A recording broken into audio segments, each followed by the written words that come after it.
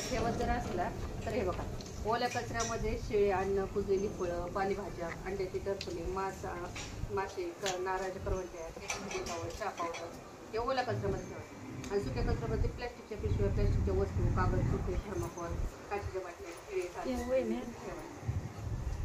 आणि जे घरगुती घातक पदार्थ असताना बॅटरीचे म्हणजे जे स्फोट होण्याची जास्त संख्या असते. नंतर केमिकल हे पण बाजून ठेवायचं. डायपर आणि सॅनिटरी नॅपकिन चालू केलं बरं का. ओला कचरा सुका कचरा वेगवेगळा ठेवा.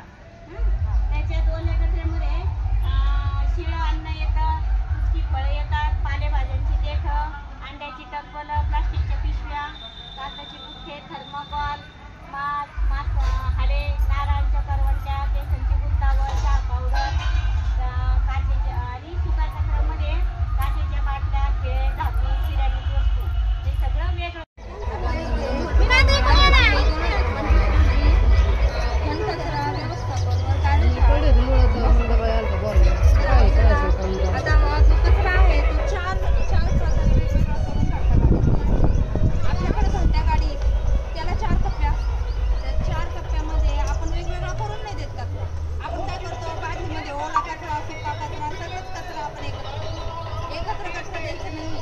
आपल्याला 4 प्रकारे ओला कचरा. मी निकिता पंडित, CRP म्हणून नगर परिषद श्रीरामपूर नगर परिषदेत CRP या पदावर काम करते. आपण हा विषय घनकचरा व्यवस्थापन या विषयावर कार्यशाळा घेणार आहोत. तर आता घनकचरा जो आहे तो चार प्रकारचा आहे. तो आपल्याला घंटागाडीत देताना 4 प्रकारे त्याचे वर्गीकरण करूनच द्यायचे आहे. कचऱ्याचे वर्गीकरण करून शक्यतो लोक देत नाही.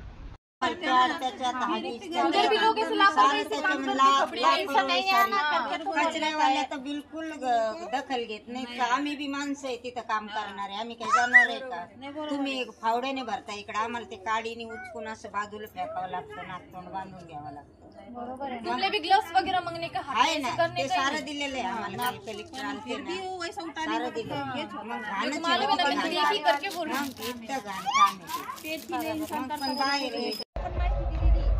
तर घंटागाडीला देताना कचरे कसे द्यायचे 4 प्रकारे वर्गीकरण करूनच घंटागाडीला द्यायचं आहे.